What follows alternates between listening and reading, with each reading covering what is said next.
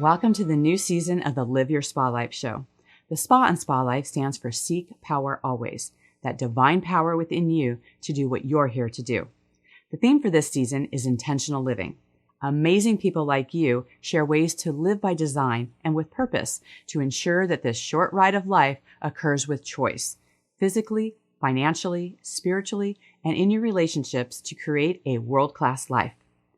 In these times of uncertainty, it's time for you to move past the distractions and start trusting yourself more through your God-giving knowingness. No one truly knows better what's best for you than you. In this season, you'll have plenty of examples of people choosing their best life and creating a positive impact through intentional living. Thank you for sharing your precious time with us and being part of the Live Your Spa Life conversation.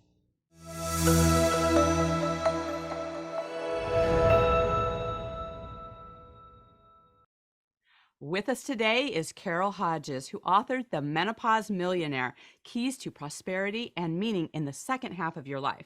She is known for her business coaching that blends inner wisdom with advanced technology. Her passion is to bring spiritual confidence to daily life through conscious choice that combines courage and humility. Carol, welcome to the show. Oh, I'm delighted to be here. So good to have you. And I would love to start with, so how do people, actually bring spiritual confidence to their daily life? And how is spiritual confidence different than just plain old confidence? Great question. I can only give you my background. It's how it began to come into my life. And the first was connecting with spirit. What I mean by that is taking the time to acknowledge that there is a higher power and we are part of something much bigger than just ourselves. I began to find that actually when I was under a lot of stress and change in my life. I began to say, there's got to be some answers to this, and I don't know what the heck they are. That's where the humility comes in, to admit my own limitations. I began to find that something new was happening. A sign for me that there was a spiritual connection coming in was an awareness of intuition. I think it has always been there, that some people notice it earlier. Frankly, I was so busy with life, I didn't notice it earlier.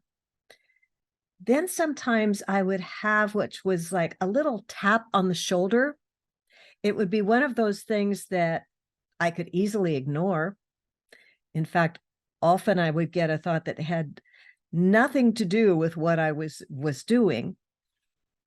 But if I listened, then I began to make different choices. It first came to me when I was coaching. It wasn't even on my own behalf. I remember one client sitting in front of me who was very distressed over some things in her life. All of a sudden, I got that little tap of inspiration that said, pink cloud. Now, a pink cloud did not mean anything to me. In fact, my logical mind was saying, why should I bring this up? How can I help her with a pink cloud? I trusted. I said, I'm seeing a pink cloud. She immediately went into almost an ecstasy of seeing the people she was having difficulty with in this pink cloud with her and finding the solution. I began to trust after that, and particularly when it didn't make any sense, to trust that. And I found the more that I listened to people and listened to inspiration, spirit began to work with me in my life. Beautiful. I love that so much. When I was a police officer, I really would have to rely on that because there would be training, which I call knowledge, and then there's knowing, right? And whether or not you listen to that or you trust that, can guide us in so many different ways. It's actually one of the reasons and the things behind Spa Life, because Spa Life is Seek Power Always. It's about that power within you, right? And that, power is not something that happens outside of us. We are that, right? And when we listen to that and we allow that to guide us, the results are just like tenfold. So you talk about the compass process. What's that? That is a process of first, there is just an acronym. C is for clarity, which is to ask yourself, what is it that you really want in life? And usually it boils down to something a lot simpler than what we would think. It's not, oh, I want the best job. I want to be happy. And what would that look like in your life? It's the simple thing. But what are the elements? For each of us, that's a little bit different. So clarity. And then look at the opportunities around you. What are the opportunities that you have? So that the clarity and then opportunity. M is make a plan. Plans may not be forever, but they are for the moment. When you get up in the morning, you have a plan that will move you closer to your goal. So make a plan. P, which is continue to bring your purpose into your plan. A, take action. And then S, which is sail on. And my company is Biz Change Navigator for a reason. I sailed for a number of years. And sailing is much like the process of living. It's wonderful. You are out mastering your own ship. You could go anywhere that you want. It's wonderful. And at the same time, you have to watch continually. The wind, the waves, they will continually change. And you must be aware because you have to make small adjustments all the time. Also, when you get far from the shore, you can't really see where you're going. In a sailboat, people who sail know you zig and zag. You don't go in a straight line to where you intend. So you have to have tools. You have to have a compass to come back to knowing where your true north is so that you can continue to adjust and direct to ultimately get where you intend. Yeah. Oh, so good. I love that so much. In listening to, people, following that plan and looking at and having that clarity, I'm using your sailboat analogy. I'm seeing like people can get themselves out in the middle of the water, right? And they think they know the plan, right? They think they know which action to take and where they're at. However, it can get a little murky out there and you're not necessarily sure. So how are you helping people kind of eliminate the uncertainty that they start feeling like, oh my God, I'm here I am in the middle of the ocean and I'm not sure where to go, even though I have a plan and I think I know where to go. The mental emotional can pop in there and the uncertainty can kind of erode part of the journey. It can. That's, I guess, where for me, I bring in some of the advanced technology. It's a little dance, I believe, that we do between spirit and our feeling and the actions that we take in life. So for a business owner, we sit down and actually make a plan and then simplify to take just actions that are going to work for that week. One of my big issues is always overwhelm. An overwhelm is just, it's thinking of the big picture, but it's thinking of it happening all at once. And no matter what you're doing in life, if you bring in everything you have to do all at once, it can just freeze you so that you don't know what to do because there's too many choices. Having someone to help you eliminate some of them for the moment, not forever, but for the moment, pare it down to what's important and essential and just do that. And it's a practice. Yeah, absolutely. So what's some of the advanced technology you're referring to? I use a system that's been used with business owners for 15 years. What it does is look at the real aspects of what makes a business work You are looking at the plan, you're looking at the marketing, you're looking at the message, as well as what's really important to the business owner. Why did they start it in the first place? Entering all of that as data. And the data becomes, what is your business doing now? What's your actual profit? You enter that along with the type of business that it is.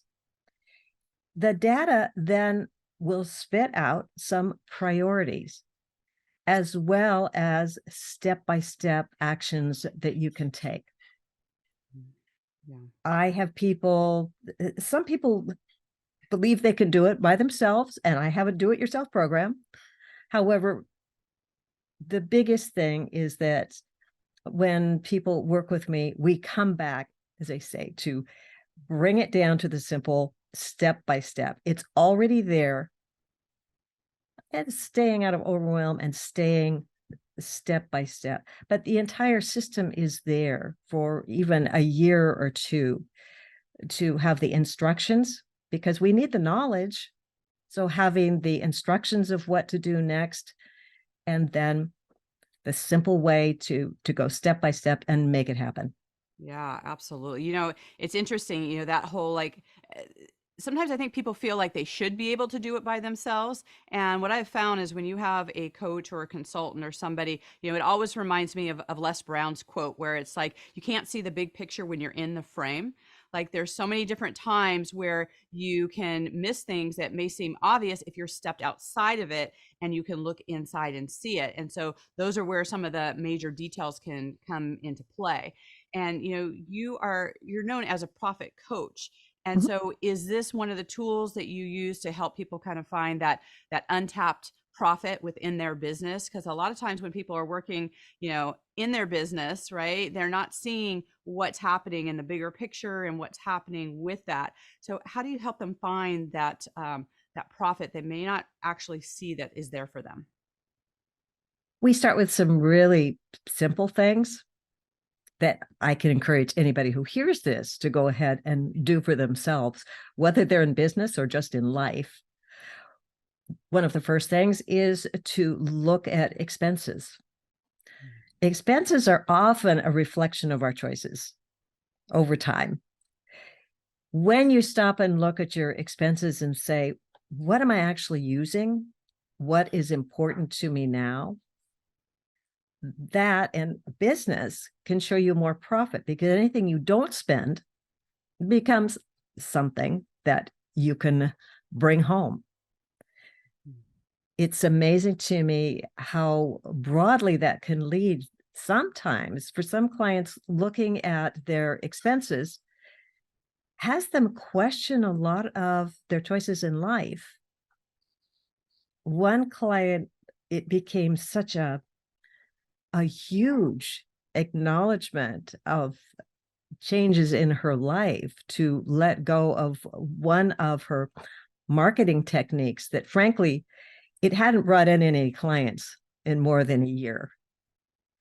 When you do that in a business and you say, okay, the intention of it is to help the business grow, if you've given it enough time and still there's no results, you need to look at it. Now, that is one way. Also, just the next big way is clarity in what makes you different.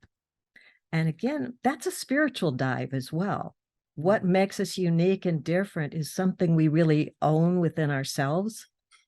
It not only makes your business work better, it makes your life work better when you understand who you are and what you bring to the world. Yeah, absolutely. So good. And, you know, a lot of times when people are going through that process, you know, there can be obstacles or fears that come up. What are some of the things that you do to kind of move through fear for yourself or your clients? It's interesting. I have a unique relationship with fear. I guess because in some of the most fearful times of my life, one of these is from my book, The Menopause Millionaire, but there was a single year in which my daughter took her own life. we had a bankruptcy and a divorce. It was only in retrospect I realized all that happened in less than a year. 2 weeks after my daughter's funeral, I took a new job because I had to have income. This was feed my family time. There was no other income coming in. I didn't let anybody know what was going on in my life. I thought no one will hire me at all if they have any idea what is happening in my own life. However, I guess I've learned to be busy, to get out of fear. My purpose was so important and so intent at that time that I never really thought about the fear. I just stepped into action. Now, I'm not sure I answered you. No, absolutely. How that relates, but yeah, no, it does, because we a lot of times that is one of the reactions that people have in fear. It's like, okay, that's that face the fear and do it anyway, right? That's getting that into action to be, I'm not going to let myself be mired in it. Like, we can feel certain things, but then it's like, what are you going to do about it? Like, what are you going to do on the other side of it? And, a lot of the discussions we have here is, how do we move through fear? How is it that, things that may feel like a setback are actually some of the things that fuel us and have us move through? Like, some of the biggest tragedies, you talk about, your mess being your message, right? And so what were some of the things from that year where they were just some of the most difficult things that you went through? What are some of the wisdom and nuggets that came out of that time that has now empowered you?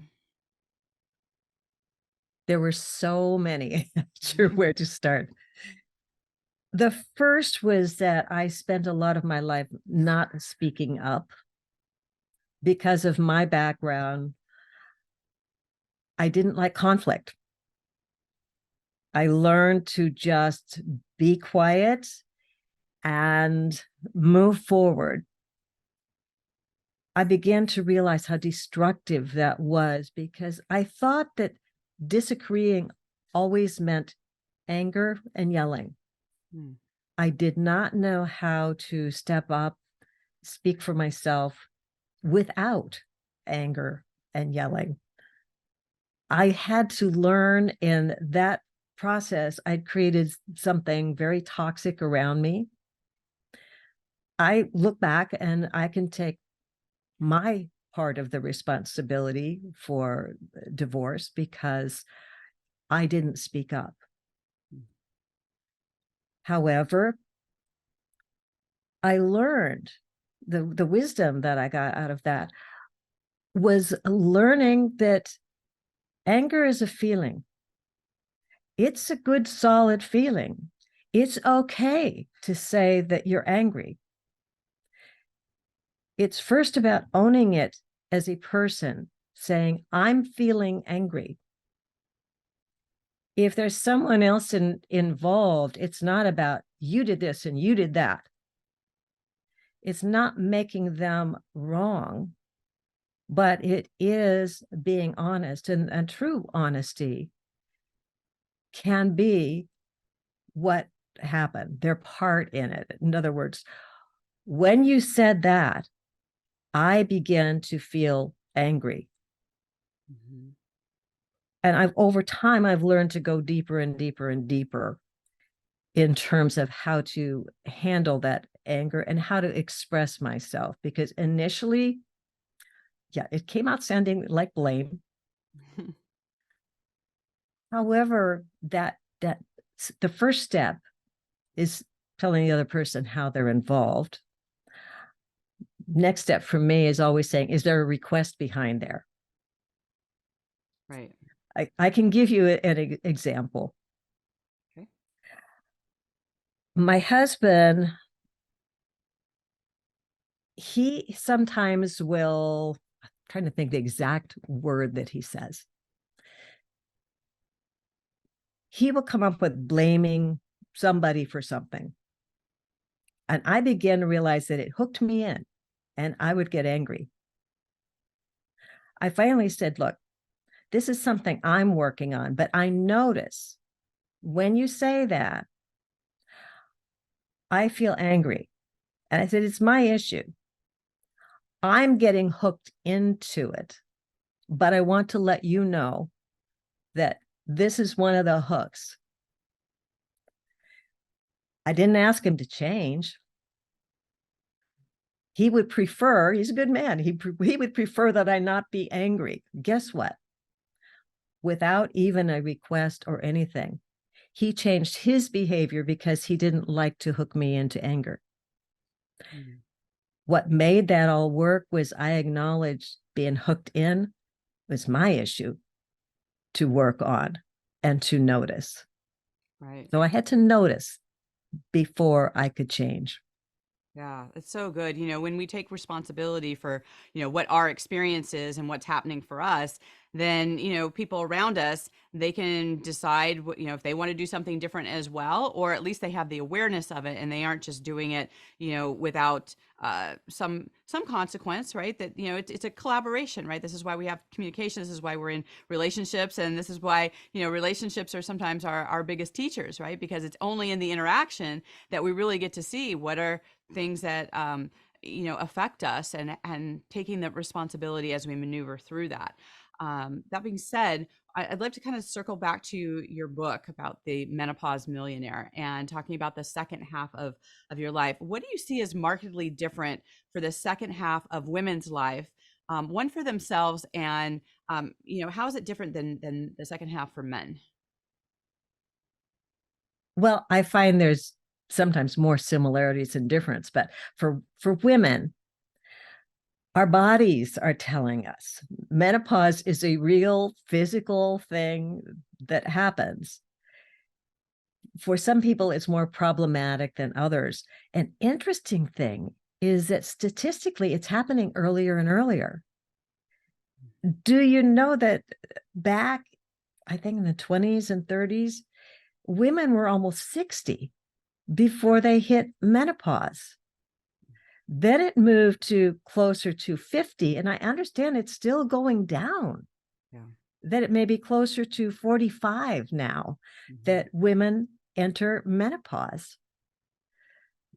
That's an interesting thing as well, because now women are almost at a different point in life, and it's our body, waving a flag saying, hey, things are changing. Right. Well, there's so much impact in our hormones these days, whether it's, where we live, environmentally, what we're eating. I mean, we're seeing the impact of that on our bodies. Yeah. And women have changed. It was typically an age when children were going off to college, that women would hit menopause, and let's say it's around 50. Your role as a mother is changing. I am not sure where people are now, because women are having children later in life. Their children may not be going off to college. It could be that they have a 5-year-old who's going off to kindergarten at the time they're going into menopause. So things are changing. However, it's also a time that you're just more aware of, why am I here? It is a sign of aging.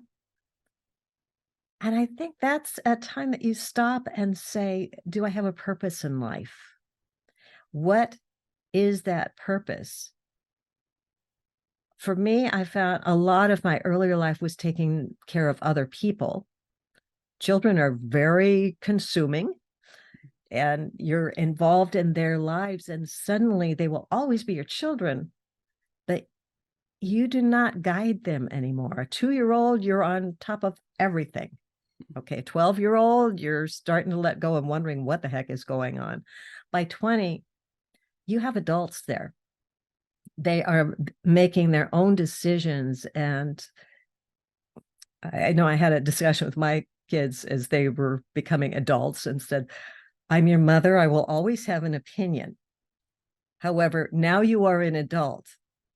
It is up to you whether you want to honor my opinion. You do not need to follow my opinion anymore. I will love you, but you're not little anymore. You are making your own decisions. It's just a time for us as women at menopause to do that stepping back, to listening to spirit, to saying, what is this human adventure about? And what do I need to do to feel fulfilled in my lifetime? Yeah, no, I totally get that. And I love that distinction, for kids to start feeling confident to start making those choices in their life. And as parents, we're still guiding them, when they ask for it. But this is where, they get to have those learning experiences and be able to figure out, what they want to have out of their life. I'm closer to 60 now, but I have a friend who recently turned 50, and there's something magical about that where it psychologically, it kind of feels like it's half your life. Whether that's true or not, there's something about like, okay, wow, I've hit the half mark. Yeah. Things maybe kind of start feeling like they're speeding up a bit, like you have less time. And I think how we spend our time becomes more relevant. And I love how you talk about, you may need to reevaluate what is your purpose? Like, how do you want to start doing things differently? It's one of those like, up until now, this has been my experience. I have a chance to, have a different impact, to use my time, differently, who I spend my time with, right? So when we start looking at all of that, I think that sometimes people in the busyness of life don't actually take that moment to go, I'm in a different place in my life, right? I'm reacting differently to things. I'm looking at things differently. This is where we have the opportunity to look at our wisdom, our intuition, like all of those things really start pouring into us at this time if we take the moment to really look at it and see how that is affecting us. And that being said, one of the things I love asking guests, because we do get to create how we live and what things are like. I always like to ask about, we live differently in our kitchen, our bedroom, our office. What's your favorite room in your home and why? My favorite room, and it's changed with where I live, but where I live now, my favorite room is really the great room as you enter. The kitchen is at one side, television is at the other. There's arches in between that give it a sense of character with a high ceiling. It feels great if there's just the two of us. It's not too large. And yet I've had to sit down for 30 people in the same room. It's very versatile. It's the center of my life. Interestingly enough, before I moved here, I had visions for a long time of exactly the perfect place that I wanted to live. It had a fireplace at one end. It had arches. It had doors that entered into a big yard. I was here for about 2 months when I looked around and said, oh my God, I didn't recognize this is exactly what I envisioned. The reason I didn't recognize it, because in my vision, I was on top of a hill and I could see the ocean. I cannot see the ocean from where I live. There are palm trees all around. I cannot see the ocean. But the inside is exactly the way I'd envisioned. And I always saw people here. And that's what I love. It's a place where people come and go. I don't know if you remember that the movie Under the Tuscan Sun with Diane Lane. Oh, yes. And, it's one of the things that, and I encourage people just as a throwback movie to watch it, because there was all this thought and vision about what she wanted her life to look like. And she thought at the end that she didn't have that. But when she looked around, it was all the things that she requested. They looked a little differently, but it was all the things that were her heart's desire. And so as we move through this, personal movie of life, right? We get to make those choices. We get to have those visions and then start actually acknowledging what those look like around us. So I love the journey of that. I love the distinction of the second half of our life and how that starts showing up and how we actually get to be more intentional about that and have more spiritual confidence and move in that direction. So I so appreciate your journey and sharing that. And I know that our listeners are going to want to stay in contact with you. How can they best do that, Carol? Best way to do that is go to my website, which is Biz Change Navigator. sailing.com. Hopefully you'll remember that from our stories about sailing. Mm-hmm. Yes. And right, there's a place that where you can put your name in, arrange a time to talk to me so that we can keep in touch from there. Perfect. Sounds good. And as you know, our theme for this season is intentional living. In what way are you living an intentional life today? My way of living intentionally is really to be in the moment. Satori, be here now. I find that we make choices. I make choices in every single minute. And the more intentional I can be with my choices, the more I can catch the wind and the waves and get where I want to be. Love it. Thank you so much again, Carol, for being here and sharing your wisdom with us today. Thank you. This has been delightful. And to our listeners out there, where are you on the sea? Is it choppy? Is it smooth? Like, what's happening out there? If you've got questions, please make sure you tag either Carol or myself. We're happy to help you with that. Share this episode, and really, no matter where you're at, whether you've hit that mid part of your life, it's always time to, look at your vision, get that clarity, really make those adjustments so you really are living what we call spa life here today. So until we connect again, live your spa life. Bye for now. Bye-bye.